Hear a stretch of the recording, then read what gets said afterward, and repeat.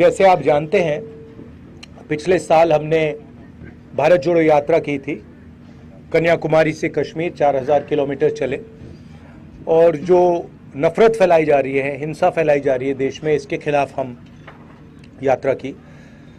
यात्रा में बहुत सारे लोग हमारे पास आए, झारखंड से आए, उड़ीसा से आए, नॉर्थ ईस्ट से आए, बाकी प्रदेश से आए और कहा देखिए आपने भारत जोड़ो यात्रा कर दी, कन्याकुमारी से कश्मीर तक कर दी, मगर झारखंड का क्या होगा, उड़ीसा का क्या होगा, नॉर्थ ईस्ट स्टेट्स का क्या होगा, बिहार का क्या होगा, आपको यहाँ से भी करनी चाहिए। तो इस साल हमने दूसरी भारत जोड़ो यात्रा शुरू की है और इसमें हमने एक शब्द न्याय का लिख दिया है, ऐड कर दिया है, भारत जोड़ो न्याय यात्रा, क्योंकि हमें लगता है कि देश के सामने सबसे बड़ा मुद्दा अन्याय का है। 5 तरीके के अन्याय हो रहे हैं: सामाजिक अन्याय, आर्थिक अन्याय, युवाओं को रोजगार नहीं मिल रहा है, महंगाई बढ़ती जा रही है, पब्लिक सेक्टर यूनिट्स बंद किए जा रहे हैं, सामाजिक न्याय में जाति जनगणना का इशू है, 50% रिजर्वेशन कैप का अन्याय, किसानों के खिलाफ अन्याय और श्रमिक जो हमारे मजदूर हैं उनके खिलाफ अन्याय। तो ये 5 अलग अलग तरीके के अन्याय के खिलाफ हम लड़ने निकले हैं और भारत जोड़ो का कॉन्सेप्ट भी इस यात्रा में है। अब आप कुछ सवाल पूछना चाहें जरूर पूछिए।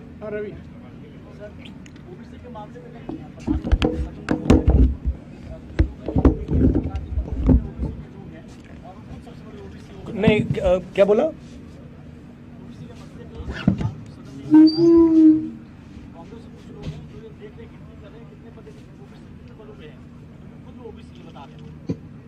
कुछ लोग मतलब राहुल गांधी। देखिए, सवाल सबके सामने है। प्रधानमंत्री अपने आप को ओबीसी कहते हैं, फिर बीच में थोड़े कंफ्यूजन में आ गए थे। पहले कहते थे मैं ओबीसी हूं, बीच में कहने लगे कि हिंदुस्तान में सिर्फ 2 जात है, एक अमीर और एक गरीब। तो उनको पहले तो ये डिसाइड करना है कि जात हिंदुस्तान में है या नहीं है। और दूसरी बात, चाहे वो ओबीसी हैं या ना हैं, हिंदुस्तान के 50% लोग, तकरीबन 50% लोग ओबीसी वर्ग के हैं। दलित 15% हैं, आदिवासी 8% हैं। हम चाहते हैं कि जाति जनगणना हो। हम चाहते हैं जिसकी जितनी आबादी है देश को पता लगे। आज ओबीसी वर्ग को ये नहीं मालूम कि ओबीसी कितने हैं देश में। ये जरूरी क्यों है? क्योंकि अगर हम इनको भागीदारी देना चाहते हैं तो प्रधानमंत्री जो भी कहना चाहते कहें, मगर जाति जनगणना जल्दी से कर दें और उससे घबराएं ना। दूसरी बात, जो हमने 2011 में सर्वे किया था उसके आंकड़े वो देश के सामने रख दें, मामला हल हो जाएगा। ये सवाल एक व्यक्ति का नहीं है। ये सवाल देखिए, ये सवाल एक व्यक्ति का नहीं है, ये हिंदुस्तान के करोड़ों गरीब लोगों का है। तो भाषण में प्रधानमंत्री का ये कहना कि मैं ओबीसी हूं या मैं ओबीसी नहीं हूं, ये रेलेवेंट ही नहीं है। रेलेवेंट ये है कि इस देश के कितने लोग ओबीसी हैं, वो रेलेवेंट है। क्यों? क्योंकि मैं आपको उदाहरण देता हूं, बड़ी बड़ी कंपनीज में आपको ओबीसी नहीं मिलेंगे, दलित नहीं मिलेंगे, आदिवासी नहीं मिलेंगे। आपको मैंने 90 जो हमारे आईएएस ऑफिसर देश को चलाते हैं उनका उदाहरण दिया, उधर आपको सिर्फ 3 मिल रहे हैं। हेल्थ केयर सिस्टम में, एजुकेशन सिस्टम में आपको ओबीसी, दलित, ट्राइबल नहीं मिलेंगे। तो मैं ये सवाल उठा रहा हूं।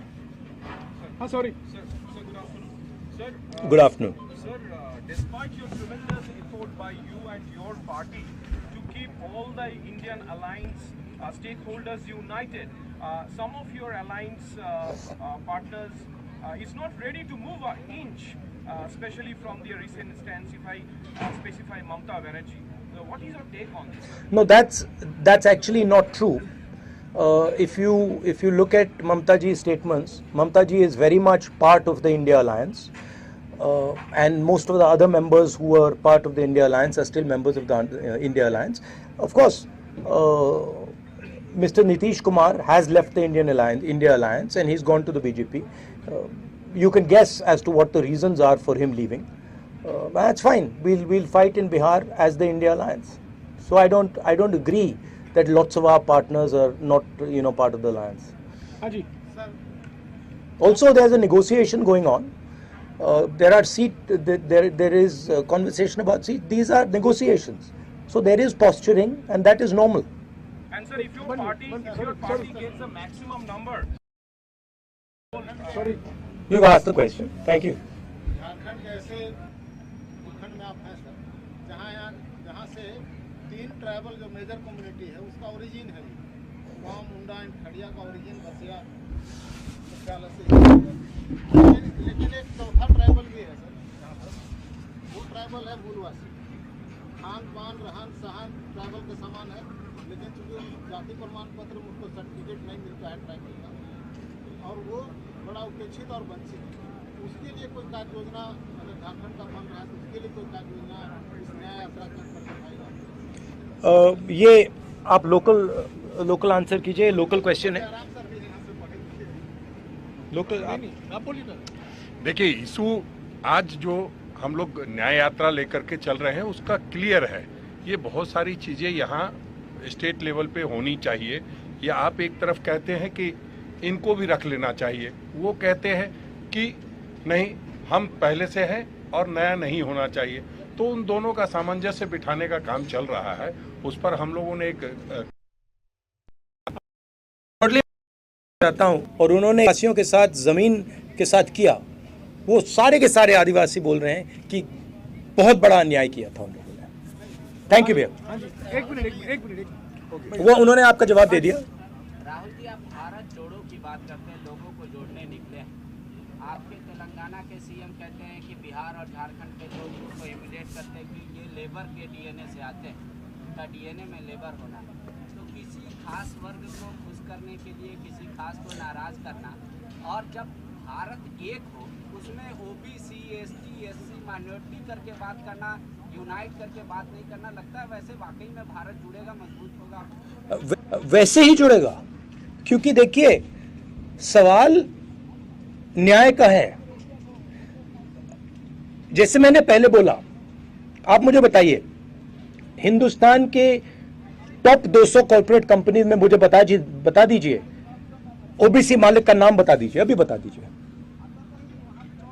आप अदानी का नाम सुने हैं, टाटा का नाम सुने हैं, बिरला का नाम सुने हैं? मुझे एक नाम बता दो, ओबीसी नाम मुझे एक बता दो, बोलो ना। नहीं बोलो, नहीं आप बोलो पहले।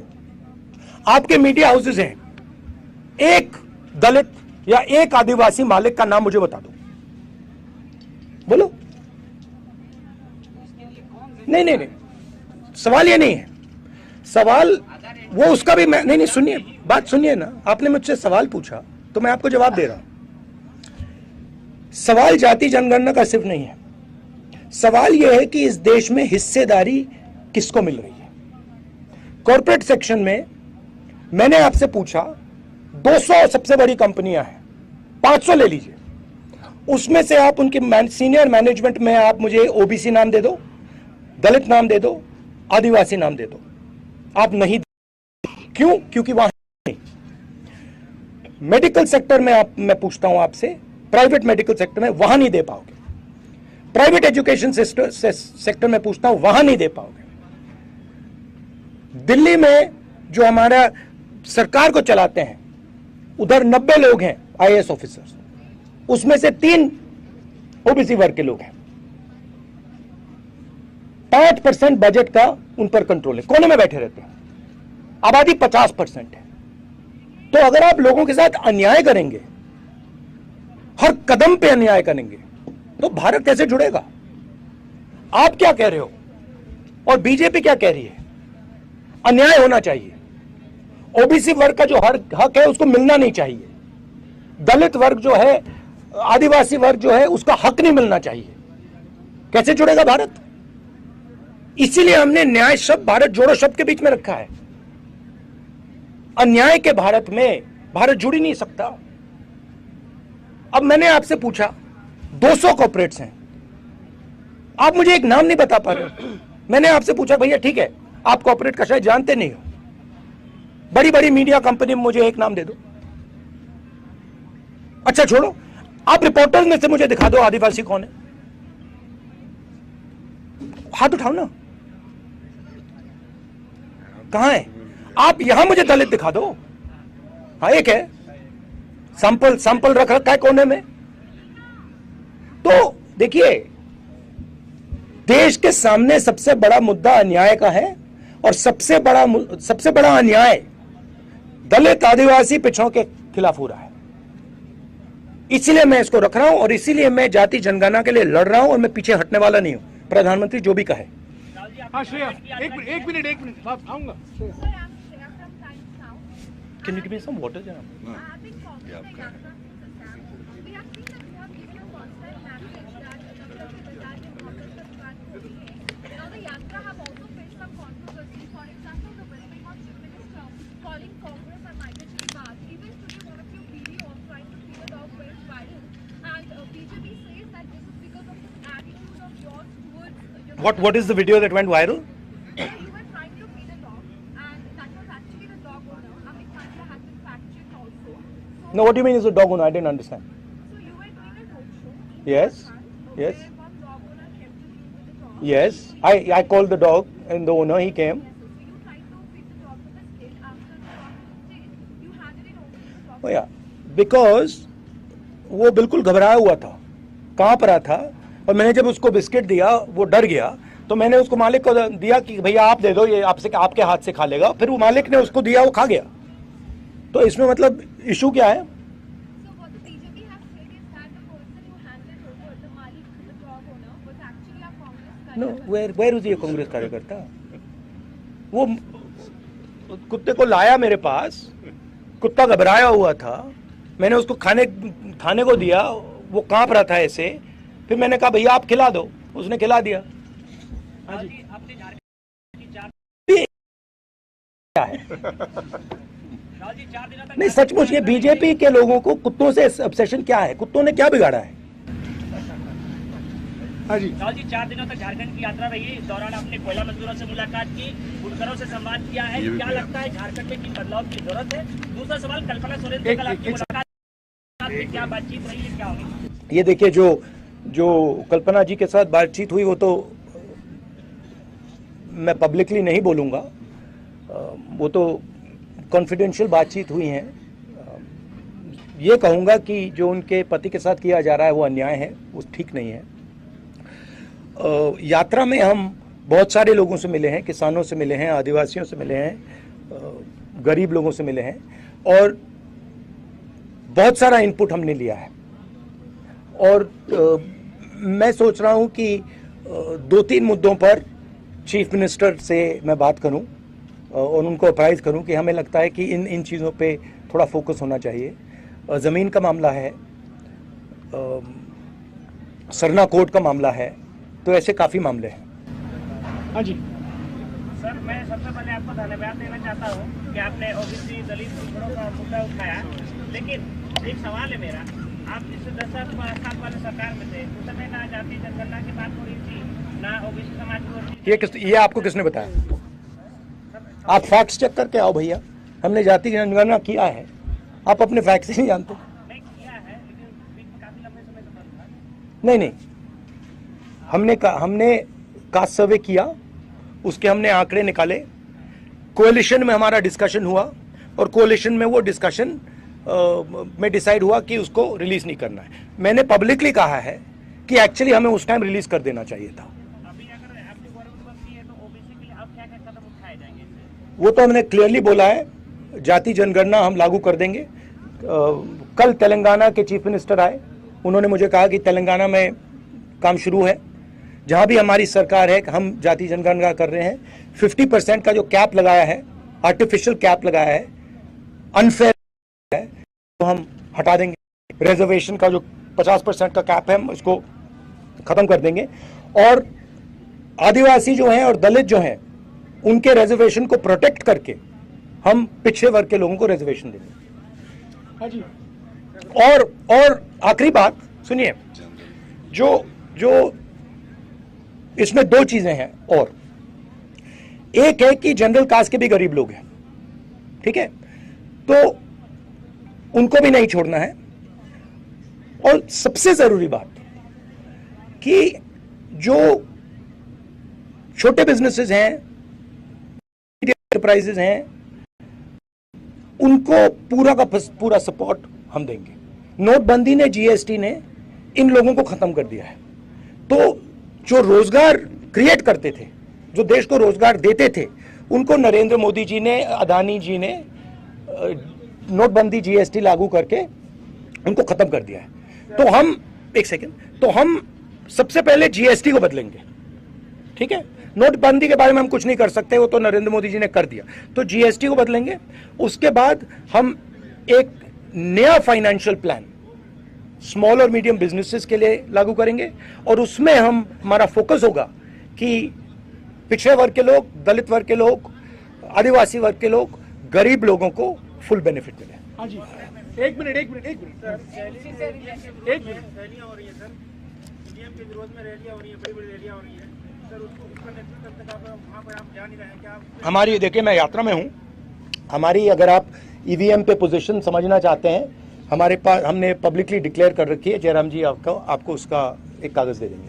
हाँ जी, पीछे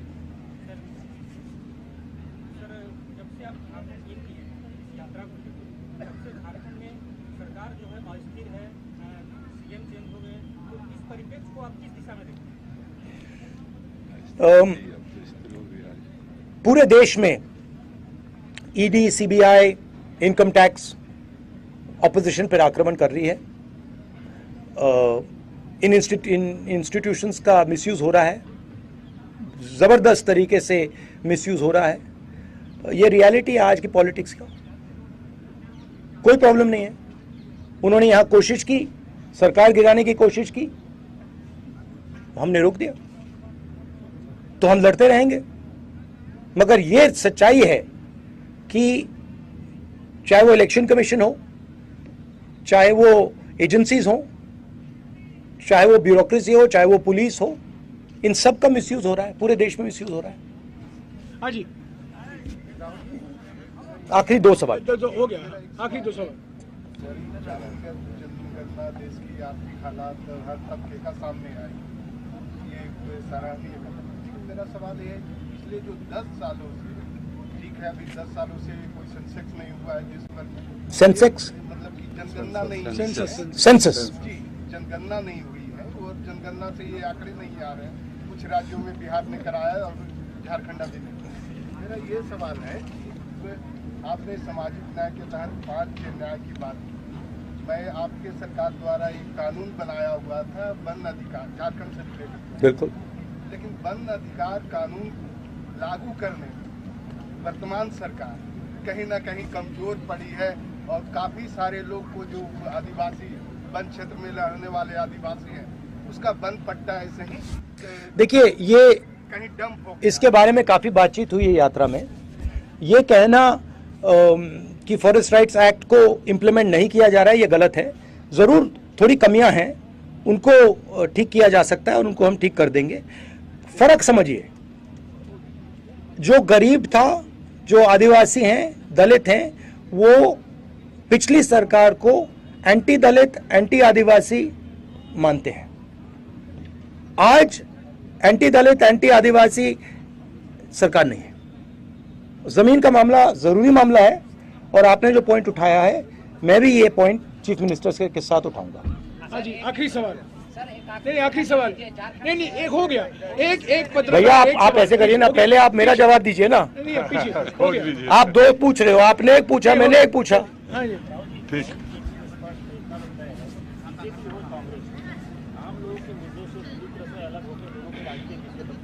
सॉरी, क्या? बीजेपी हो या कांग्रेस हो, किसी की सरकार हो, आम व्यक्ति तक वो विकास योजनाएं नहीं पहुंच रही जो पहुंच रही। आपको ये किसने कहा? सर मेरी बात पूरी हो जाती है सर। जैसा आपने कहा कि आज एसटी कोई कहीं मालिक नहीं है, कोई ओबीसी नहीं है, तो आखिरकार इस सवाल का जवाब तो आपने दिया कि आप आएंगे तो करवाएंगे, लेकिन आखिरकार इसके लिए जिम्मेवार कौन है? जिम्मेदार कौन है? ये एक प्रोसेस है, ठीक है। ये प्रोसेस चल रहा है, इंडिपेंडेंस के पहले से चल रहा है, और इस प्रोसेस के सबसे बड़े कदम कांग्रेस पार्टी ने लिए हैं। आजादी के लिए हम लड़े, हरी क्रांति हमने दी, सफेद क्रांति हमने दी, एजुकेशन सिस्टम हमने लागू किया जनता के साथ मिलकर, टेलीकॉम रेवोल्यूशन हमने किया, तो अब हमने एक नई कमी देखी है, उस कमी को हमने एक्सेप्ट किया है, उसको हम बदलना चाहते हैं, उसको हम ठीक करना चाहते हैं। हमें साफ दिख रहा है कि देश में पिछड़ों के खिलाफ, दलितों के खिलाफ, आदिवासियों के खिलाफ अन्याय हो रहा है। अब हम इसको ठीक करेंगे। जाति जनगणना पहला कदम है, ये मत सोचिए कि ये लास्ट कदम है, ये पहला क्रांतिकारी कदम है। इसके बाद काम शुरू होगा। इस कदम से देश को पता लग जाएगा किसकी कितनी आबादी है, गिनती हो जाएगी। जैसे मैंने कहा, देश का एक्सरे हो जाएगा, सबको पता लग जाएगा, ओबीसी को पता लग जाएगा कि भैया मीडिया में तो हमारा कोई आदमी नहीं है, एक भी नहीं है, कॉर्पोरेट में हमारा एक भी आदमी नहीं है, हिंदुस्तान सरकार में हमारा एक आदमी नहीं है, और हमारी आबादी है 50%। तो दूध का दूध, पानी का पानी हो जाएगा। उसके बाद काम शुरू होगा, उसके बाद मजा शुरू होगा। थैंक यू, बहुत अच्छा लगा आपसे बात करके।